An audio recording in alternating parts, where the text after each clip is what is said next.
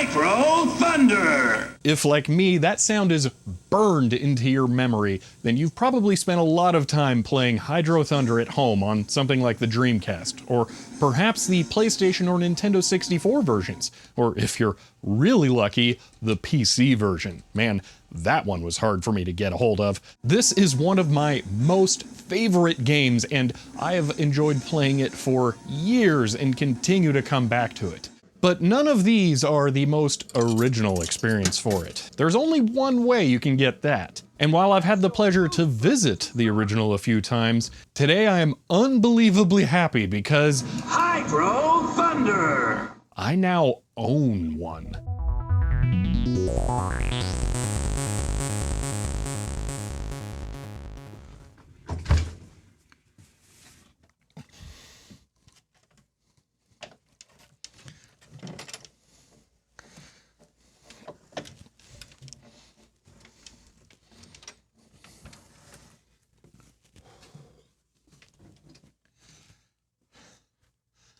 Hi. This is the actual beginning of filming for me here because this was not easy to get into the office, but oh boy am I excited. So of course, this is a Hydro Thunder. Oh my gosh. This is the only arcade machine I've ever wanted, and I have one right here.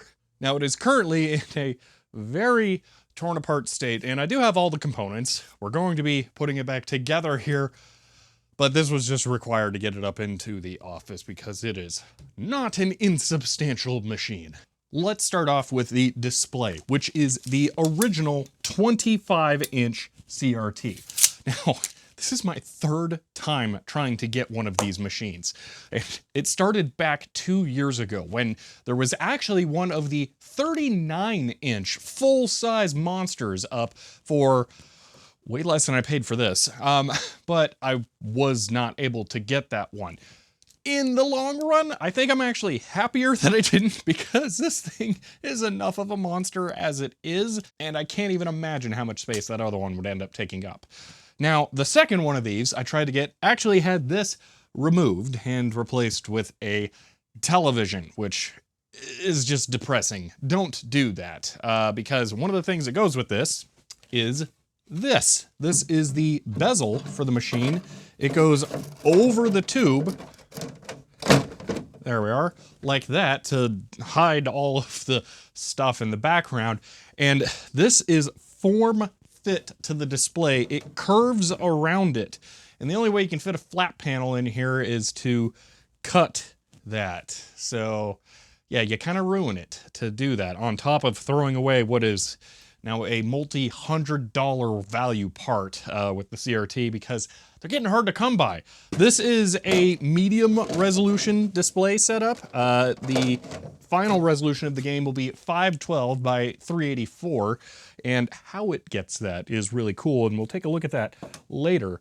But the display on this works, although I'm gonna have to learn how to do some convergence tuning, but we'll get to that later once it's all up and running. What? Okay, so this is this machine's coin mech, and it's kind of a shame that I had to remove it to bring it up into the office because there were so many things that I discovered that would have been fun to experience on camera with you, but it weighs like 60 pounds. It was definitely worth taking out. Now, the first thing is that this is not a quarter mech. It won't physically fit a quarter. It's set up to take tokens, which is fun and all, but you'd actually have to have tokens to be able to use it then. This machine was set to free play, which can be adjusted using a button set on here, which we'll get into when we have it up and running, but I don't have to, because when I lifted this thing out, I discovered dozens and dozens of original tokens for it underneath of the mechanism that somehow fell out and through. Now, if you're not familiar with arcade machines, this is the coin exchange mechanism right here. It weighs the coins as they go through and checks the shape of them to make sure that they're correct. And what's really fun is I actually have the manual for the coin mechanism here. at least some of the manual and information on it that was tucked away inside of here. And I also got some of the original tools for the cabinet too, which is kind of cool. But there's another really interesting fun fact about these tokens.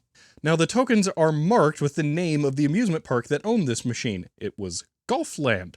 And while there were tons of local and different amusement parks like that most people wouldn't recognize, this one, there's a good chance you would, because this is where Bill and Ted took Napoleon to go down water slides in Bill and Ted's Excellent Adventure. Now, this machine was released in the 90s, and that movie was filmed in the 80s, so it wasn't there when that happened, but still, it's fun to have tokens from there to help illustrate the history of where it came from, because usually you can't do something like that. If I said it came from Six Flags, you'd say, which one? There's tons of them, but this one almost certainly came from that location, which is just kind of fun. All right, now to put this in, we're gonna have to feed all of the cables into the machine. But one of the reasons why we're skipping the dashboard for right now is because there are bolts that go through holes in the metal cabinet here and then through holes in the cabinet of, well, the arcade cabinet, and then a nut goes on top. And when the dashboard was still there, it was a two-man job to do it because I needed someone to reach from the back to hold those in place. Now, without that there, I can have one hand on the bolt and one hand on the nut. It's gonna work out really, really easily. So let's go ahead and feed this through.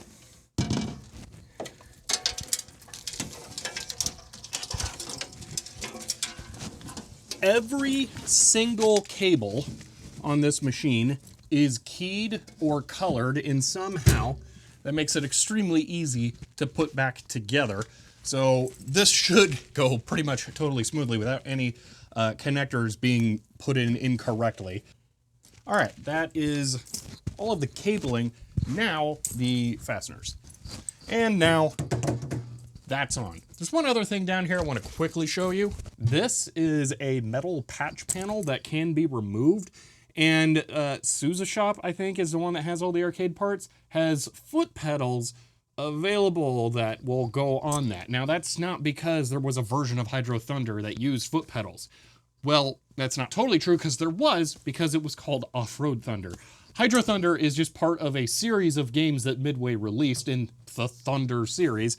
There was Hydro Thunder, Arctic Thunder, 4x4 Thunder, Off-Road Thunder, and this one used a hand throttle up here, but some of the others, if not all of them, used a foot throttle that would go right there. So that's why that's there, because these all shared the exact same cabinet, but Hydro Thunder never utilized that, and really, there's no reason to do it. You would not enjoy doing some of the secret moves in Hydro Thunder with a foot pedal. With the coin box done, though, we can go ahead and grab a couple of tokens here, put in the receptor, and hear that sweet, sweet sound.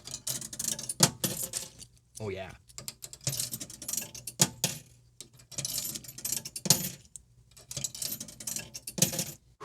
Okay, that is it for the front of this machine for now. We're gonna put the dashboard on last because we also got to do all the glass and stuff, and I got to clean that. From here, though, we're gonna flip this thing around, and we're gonna have a lot more to talk about here. There are two major things that we're gonna be talking about.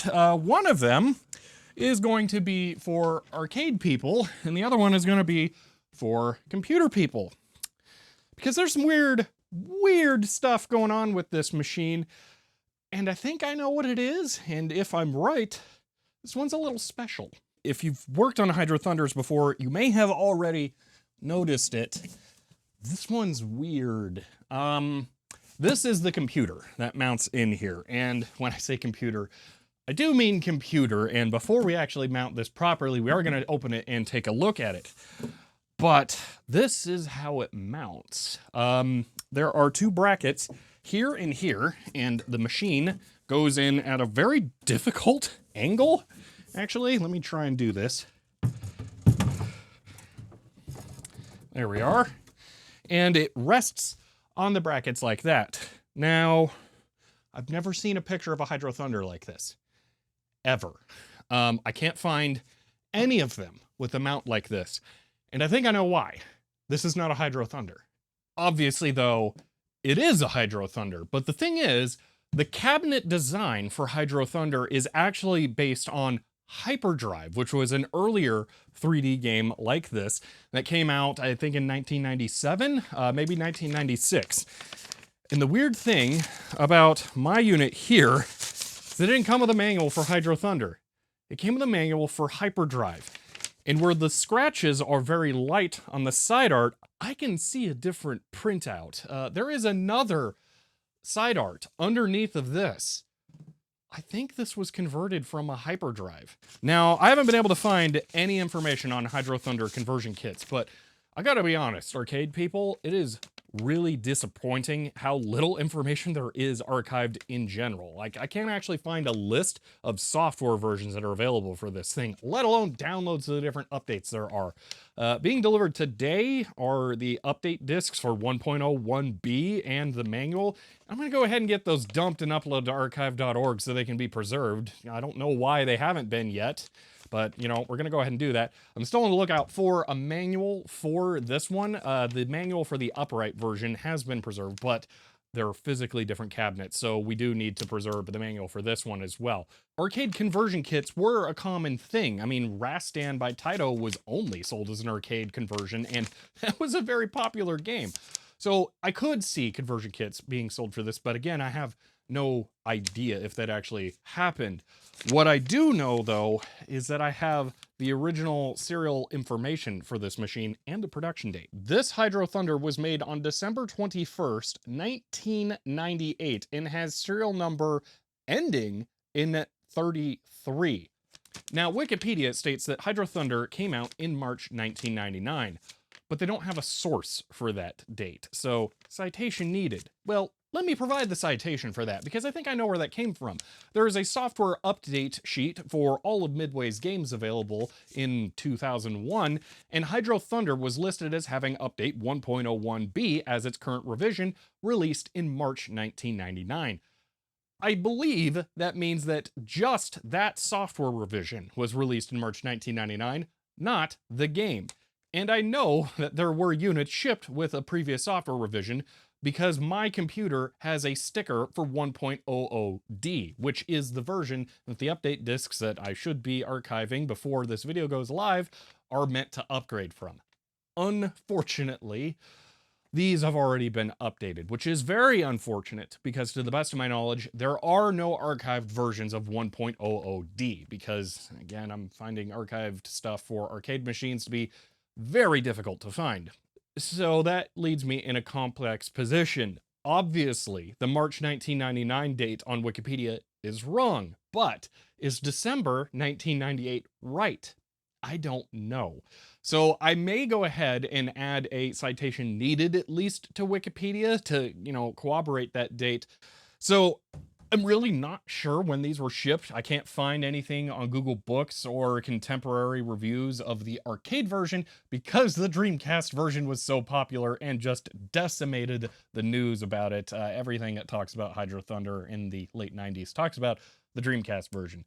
So I'm stuck between a rock and a hard place here. I know March 1999 is wrong, but I don't exactly know what's right. Now, all of this is to say, I believe these are very early production Hydro Thunder machines that were produced by converting dead stock hyperdrives into Hydro Thunder so that they could be sold. Now, the thing about the serial numbers are, I mentioned that this one ends in 33, but it begins with 262331000 and then 33. The leading numbers on the serial number usually indicate things like production batches, assembly locations, and design versions. So the 33 isn't the whole story. Like my TRS-80 DT1 has a very low serial number, but it's also for Canada. So the serial number series is probably different. So I can't say that this is within, the first 50 Hydro Thunders that were made, but all signs do seem to point to this being a fairly early one. Now, for the vintage computer fans out there, you are really going to appreciate taking a look inside of this thing, because the company who made this is very, very notable in the vintage computer industry, at least for the late 90s, because this is a Quicksilver arcade PC by Quantum 3D. And you know what Quantum's notable for? Voodoos. You know what's in this thing? A Voodoo 2. Forgive the odd angle, it's a little difficult to get in here, but inside, this thing is quite literally just a PC. We have on the backside a floppy drive because the other versions of this machine were mounted with this pointing straight up. I think if this had not been a converted hyperdrive, that wouldn't have been a problem. The hyperdrives also, by the way, did not use a traditional computer like this. Taking a look in the manual, we can see that they actually had all of the components mounted raw on wood back there, and I can't actually find the points where the wood board was beat out. It was glued in place or something, and then just removed quite unceremoniously. So signs do point to this having previously been a hyperdrive. But this case also says it's just a Quicksilver. It should be a Quicksilver 2 to run Hydro Thunder. And the components inside tend to agree with that. Especially this, a highly unusual Voodoo 2 that is missing the VGA pass-through connector. So this thing is set up for only 3D, which is also not true because this game has 2D menus that are half 3D. And there are misconceptions about how Voodoo cards like this work sometimes. They don't mix video sources. The 2D card in a normal Voodoo 2 system doesn't output anything during the 3D operations. What ends up happening is that the Voodoo card disables the pass-through and is the only thing that outputs video. So we won't actually be able to see post information from this PC, but when the game starts, it will activate this card, which will then output all video. All of the 2D stuff is just done through glide calls through the card because it's using 3DFX's GPUs and API. So that's why we won't see any 2D stuff, but the card is actually fully capable of 2D. It's just a completely different implementation of it. Now, as a vintage PC component collector, it is fun to say I now own a Quantum Voodoo 2, but this is not the X24 that is the two cards that are mashed into one. This is a standard Voodoo 2. It has 8 megabytes of memory, or is it 10? I think it's actually 10 if I remember correctly. And the way that it's set up is a little strange, and obviously it isn't usable in a PC because there is no VGA pass-through. So we couldn't just yoink this out and pop it into my test bench or something to try and use it. At least not easily. We would have to try and start the game from memory from keyboard, and really, it's not worth it. And I think this is a programmed security chip that is meant to only talk to the software on here. So it may not work. And honestly, it's really not worth trying. I would much rather leave it in here anyway. Now, I'm not looking to tear this thing apart from here, so we'll just go over the rest from what we can see. We have a network card, and that is for setting up multiplayer. We also have this weird connector on the back here, and this actually goes to this cable that plugs into the power supply because the rest of the boards in this machine actually get their power from the ATX power supply in this computer, which is kind of awful. That might be worth replacing. It works, but I mean, for how long? We can also see the floppy drive here, the motherboard, which has USB on it. That's hilarious. PS2 mouse and keyboard connectors. I mean, it's a computer. It uses the onboard sound card, which I think uses a Yamaha chipset. It's a Yamaha YMF 740B-V. So it's kind of a fancy chipset. And we can see the badge for the CPU, which if we flip the case around and take a peek inside, we can see is a slot 1 Celeron. I would like to point out, this has an AGP port right there, but they used a PCI Voodoo card, which is just kind of funny. The Voodoo 2 was not available in AGP as far as I'm aware, but I'm sure they could have figured something out if they really wanted to. And here is the hard drive that stores the game, and I believe a very minimal DOS shell that's just designed to get the game to launch. And this is a Quantum Fireball drive that lists its capacity in sectors and heads and cylinders, but if I remember correctly, is a 4 gigabyte drive and that the game isn't anywhere near that big. But this has been backed up already. Well, not this particular drive, this version of the game. I will be pulling this drive out later to back it up. It's very accessible from the back of the machine, so I'm not worried about that. But I thought you might get a kick out of that. This arcade machine does boot from an actual spinning disc. All right, now we can get it mounted in there. Make sure I'm clear on the cables. Slide on to that bracket. Lift up. And there we go.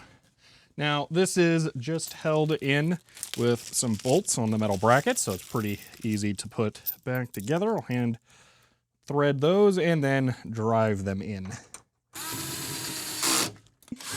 So I can begin to plug everything back in here. We have two cables that look similar. This one is serial for the control board, which we will talk about in a moment here. And then the other one is the VGA connector, and I've already earmarked a VGA splitter to mess around with that. Should be fun to check out. The sound here is slightly interesting. It is a regular 3.5 millimeter cable that ends in RCA jacks that goes up to an amplifier board right here that then connects to all of the speakers in here, which includes a subwoofer in the seat. And that's probably something I'm really not going to be able to use in the office because, well, it's an office. And there we are. Now, while we're here, let me talk about what we have going on up here. First off, this board is loose. None of the standoffs exist still, and I have no idea where they've ended up, which is very unfortunate because that is what is known as the Diego board for this computer console arcade thing. It's a whole thing. And that's basically what turns the CPU interface into a standard arcade interface. I believe this machine is technically JAMA compatible, but it doesn't have that like really identifiable JAMA card edge anywhere that I can see. So not quite sure how that works. Maybe there's an updated standard with these connectors things. I don't know. But yeah, we get one of these will be video. One of them will be the serial input that then goes to all of the connectors for the front panel. So yeah. And then that thing, I believe, is the power distribution for everything. There is an absolutely massive transformer down below. But yeah, so that's what we have going on up here. None of that needed to be messed with to relocate this thing, other than the cables that went to the front panel, which we're still gonna have to wait on because now we have to do the monitor stuff. All right, next up, the CRT, and I am going to take this opportunity to actually clean this because, I mean, I've gotten finger smudges on it, especially from the very dirty high voltage section on the back.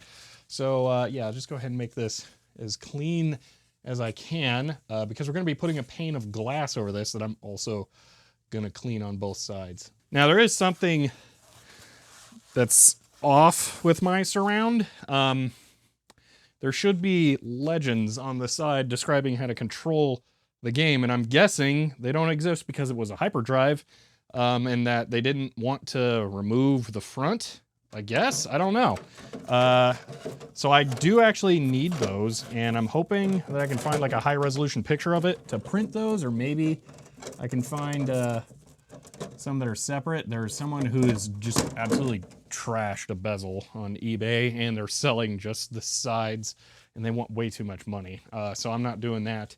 But yeah, that would be nice to either recreate or find originals for that. That's looking really good. Now the glass here is disgusting, so I'm gonna go ahead and really get this clean on the ground here before I put it on the machine. Weirdly, it slides up into the marquee, and then there's a channel, and you drop it down into it, and that's how it goes in there. So that's installed. Get the last couple of wipes off. I can definitely still see streaks of Windex on there. Well, I'm gonna have to take off the dashboard later anyway, so we can take another crack at that maybe when I have some better cleaning resources. But yeah, that's good enough for now. And speaking of the dashboard, here it is. And unfortunately, it has a problem that seems to be plaguing a lot of Hydro Thunders. The dashboard has completely broken and detached from the frame. Previous owner had a screw going into the wood off to the side here, which was terrifying. And that was how they were holding it on. I'm not sure how I'm going to resolve this. There is an aftermarket panel available, but it's black and smooth, and I don't really like it. So I don't think I want to do that. I think for now, I'm going to try and tape it around the sides to hold it in place. Later, we might try and 3D print something, because the problem is the blue plastic used to go around those bolt holes, and now it's just sheared off. So maybe we can print something that can be glued to it inside. But for now, I'm going to put a piece of tape around here and down to the bottom and hope that holds it in well enough. You only have to push these buttons on there. That's the only thing it's actually connected to it. Everything else just goes through it, so it should be fine. I'm also going to be trying to avoid what one of the previous people who worked on this did and trapped a cable between the bottom of the cabinet entryway here and the metal part, making it really short and difficult to work on.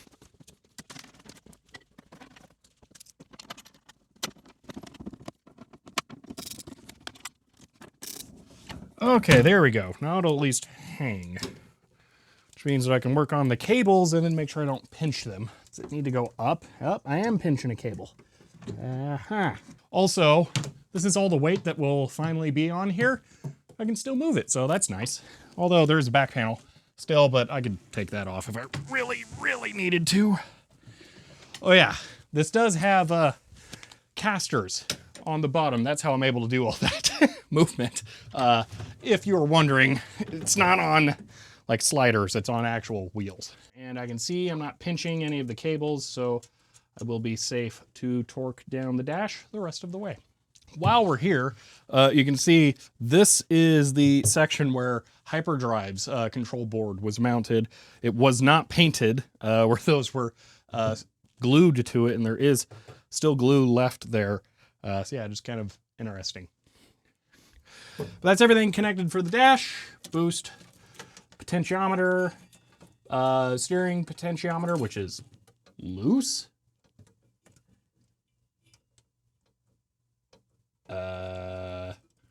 Okay, I was able to hand tighten the nut, but there's zero chance that's not going to back out because force feedback.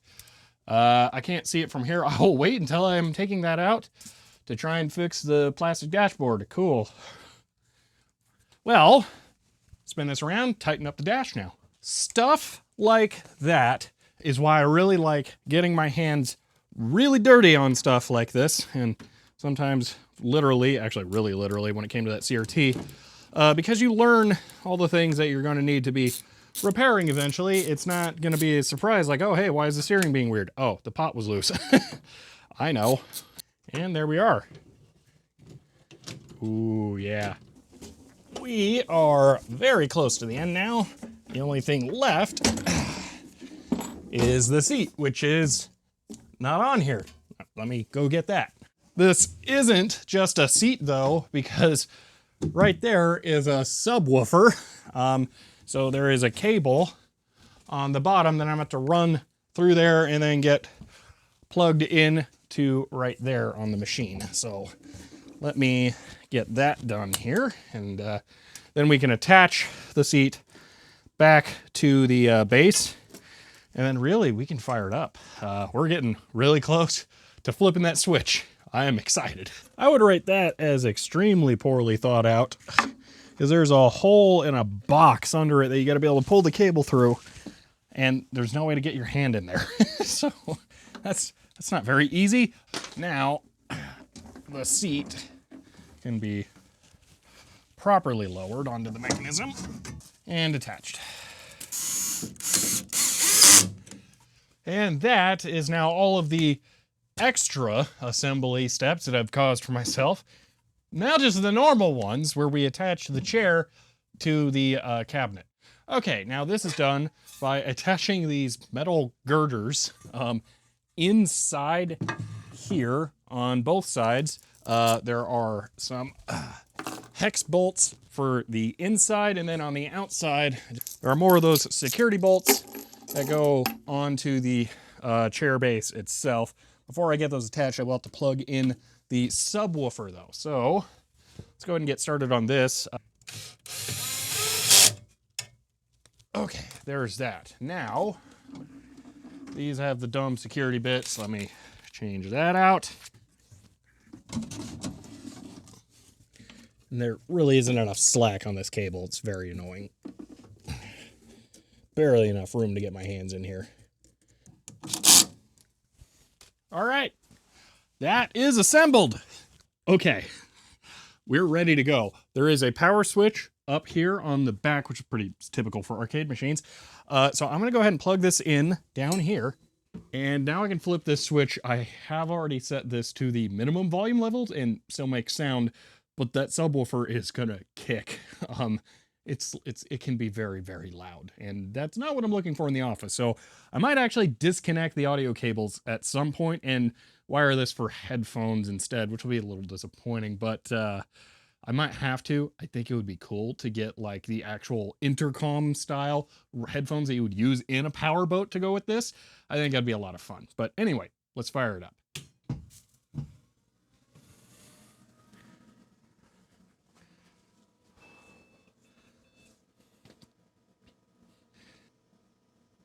And there's the boot.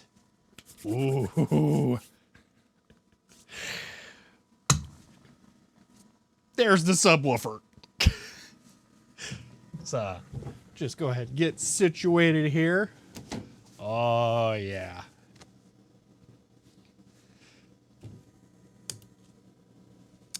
Oh, that's right. I set it up for tokens.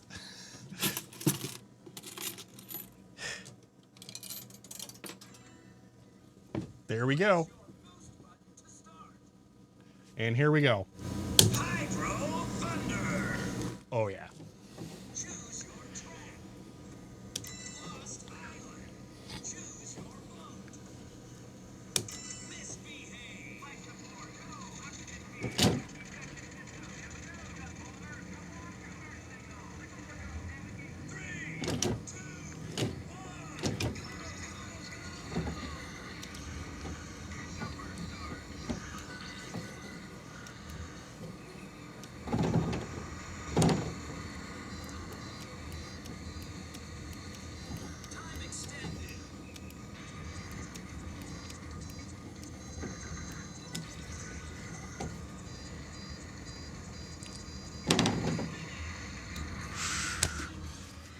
Yeah, I love this game. All right, I've gone ahead and adjusted the camera so you can see it without a bunch of flickering, because I want to show you some stuff about this game because of just how cool and awesome it is, and there are so many minute details to this thing. It's just great. It's one of the reasons why I really, really like this machine. So here it's just doing the attract screen, which if you're not familiar with arcade machines, they're always displaying something to try and get your attention. Now, normally it would also be playing really loud music and, you know, making sounds, but that's turned down as much as possible here because I'm, again, in an office. But it's doing its best to try and get you over here. Now what I'm gonna do is I'm just gonna open this up and I'm gonna press the service credits button. And allows me to just add credits to it. So let's go ahead and start here. There is a timer, so I'm gonna have to be talking a little fast here. So on track select here, we rotate the wheel to go through these things. And one thing you can't really see is that when you're going through this, the force feedback is providing little barriers for you to switch between tracks. Really awesome. Let's go ahead. I guess we're going with that. This is a circuit track. Here, there are several things we can do. There are secrets in this game. If you hold the top two buttons and pull down, it will disable catch-up. And if you hold the bottom two buttons and pull down, it will just disable AI outright. Looks like it's a little too tall. I'll fix that later. Here, I messed this up. There is a secret way to boost start. I did that earlier, but we can take a look at that at some other time here. I think the steering needs to be recalibrated now that I've locked down the sensor. If you're not familiar with this game, there are two different kinds of boosts. The blue ones give you a quarter gauge. The red ones give you a half gauge. They're actually measured in seconds. Now, because this is a loop track, you don't want to try and get all of the boosts on your first lap around, because then you won't have any in the subsequent laps, and there's really too many for that. I like to take a strategy where I'm in the air as much as possible, because you don't have to be boosting. I'll cover that in a moment. So you want to try and clear the jumps on your first lap if you can for a track like this. Now, what I just did there a moment ago was I pulled back on the brake and hit the boost button, which makes you jump. That is one of the cooler strategies in this game that the side art would actually tell you how to do, if I had that, the side art of the monitors, that is. And you must have boost to be able to jump. So you tend to want to always leave a little bit of boost in your boat. And I'm going to intentionally drain it here and show you something else. The boost unengages on the boat, and it's actually going to take a little bit of time before I can boost again. There we go. So leaving boost in the tank is another strategy for being able to more quickly get back into the action, because you don't have to wait through the animation for the boat to re-enable boost. And that is an intentional thing in this game.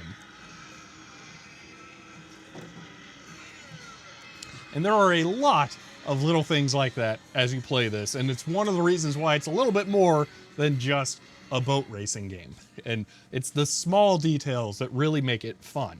Let's go ahead and go again, and I'll show you one other thing.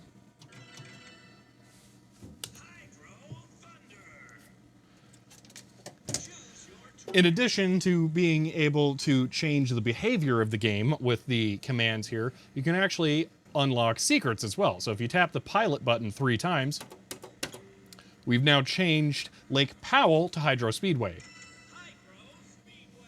You can also do this on any of the 4 bottom boats. And you get Tiny Tannic, Armed Response, Blowfish, and Chum Digger all as extra boats. Now for the boost start.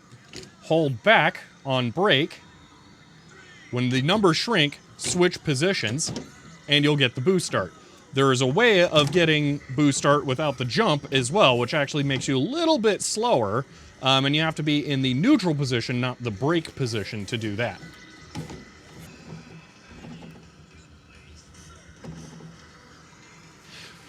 And there we go, finished track. And I set a high score, which means I was in the top 10, and that means I can now enter my initials.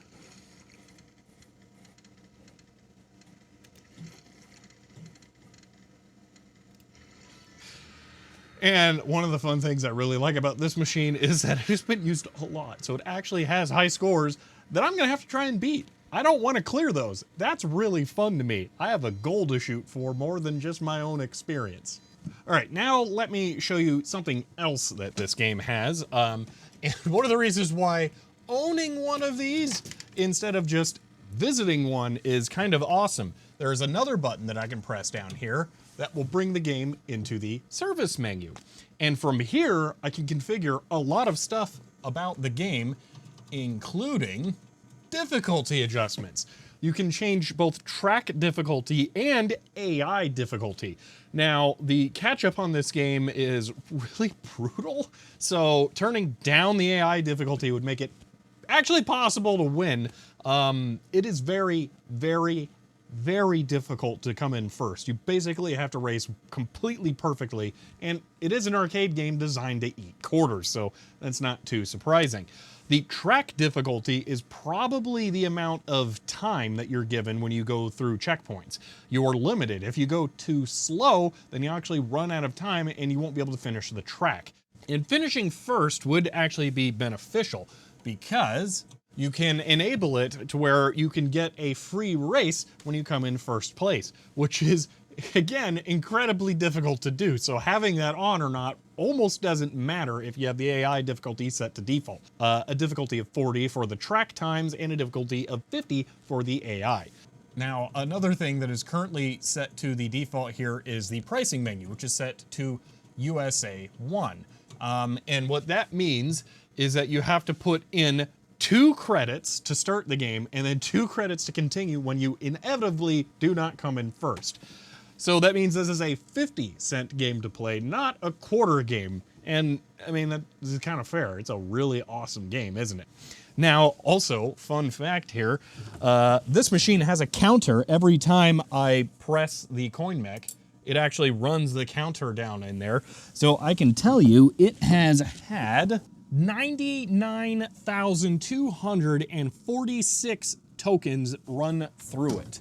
So this game has made about 25 grand if you equate the value of the tokens to the quarters. And that's one of the reasons why tokens are kind of a good idea for an amusement park is, say, you could give them 4 tokens for $1, but then for 10 you could give them 50 tokens and, you know, bump up the incentive to spend a little more. But yeah, still really cool. There are other settings in here as well, like we can change the amount of force feedback, which can be good for both making sure that the machine doesn't wear out too fast, and setting it weaker if you're gonna have little kids play, because it's actually pretty tight. It is tough. So yeah, having that would be, you know, a nice feature to be able to set.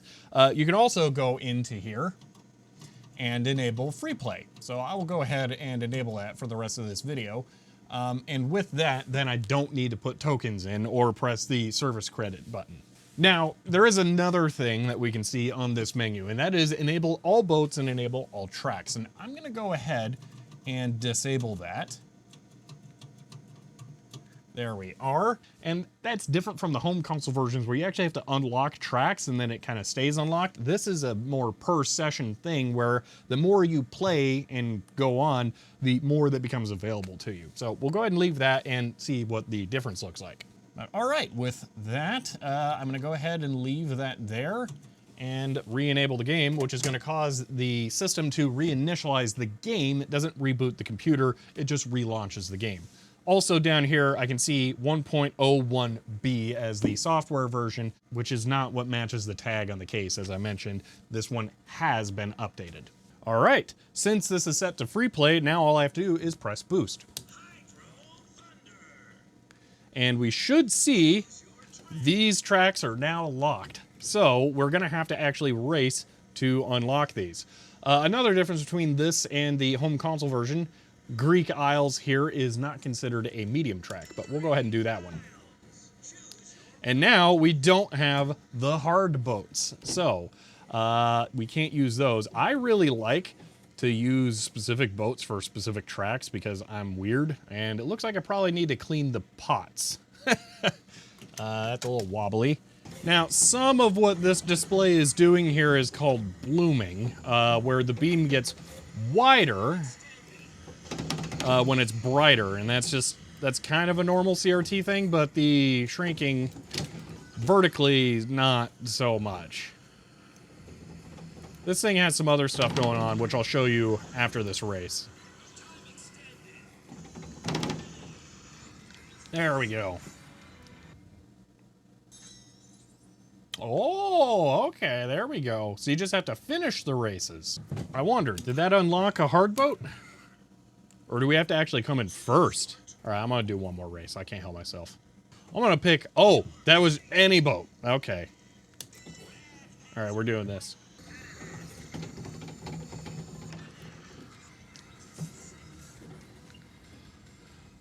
All right, let's take a look at some of the, well, hold on here. Ooh. All right, well, I think it's worth taking a look at some of the gremlins this thing has going on now, because it is not perfect. Now, I am just focused off of the monitor so you don't get the more patterns, but I'm gonna bring this into the service menu and look at the convergence on that text. Now, here's full focus. So, green is clearly down and maybe slightly to the right. Blue and red are right on top of each other. It's extra bad and noticeable with the dimmer text where they're just completely offset from each other. I've never calibrated individual color convergence like this before, so that's something I'm gonna have to learn. When you're actually playing the game, it's not too bad, so I'm not that worried about it. I am a little worried about how much blooming there is, but that may also be because I just crank the contrast to film this, because filming CRTs is kind of a pain. The controls for adjusting the CRT and service menu that I've been messing with are buried deep in the coin mech, so it's actually really hard to get a shot of them. But that's where you would be looking if you have one of these as well that you're messing with.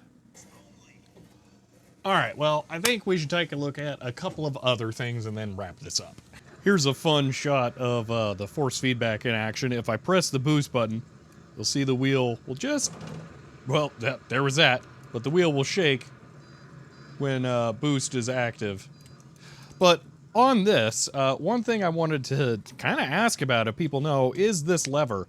I see people paint this, shut up, I see people paint this in white, but this doesn't seem to have any evidence of ever having been white inside. It just looks like it's dirty. So I'm not too sure if that's actually correct or not. Actually, I can answer this myself now because I picked up the 2 flyers for Hydro Thunder. And if we look at the upright model, we can see that the handle is indeed painted white.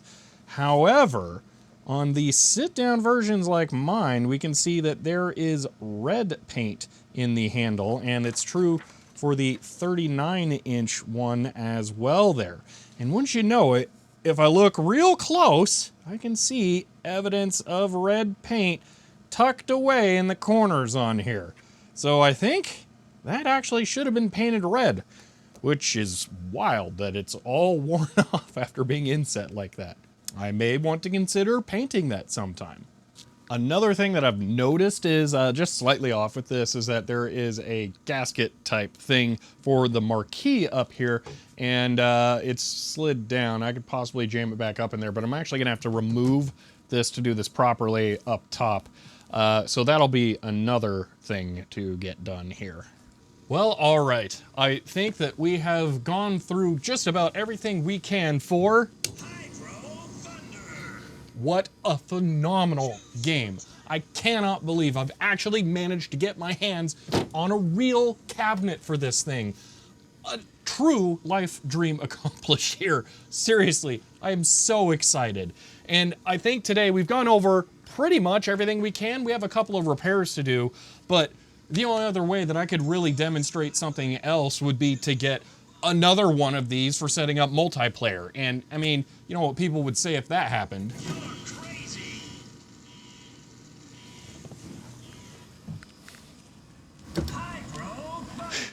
Player 2 joins next week. Tune in then and we'll take a look at this machine, which is actually a total pair with this one for its entire life. I hope you enjoyed this video, and if you did, you may want to subscribe to the channel because Hydro Thunders are not going anywhere. If you want to help support the channel, I am on Patreon, but for now, that's it, and I will see you next time.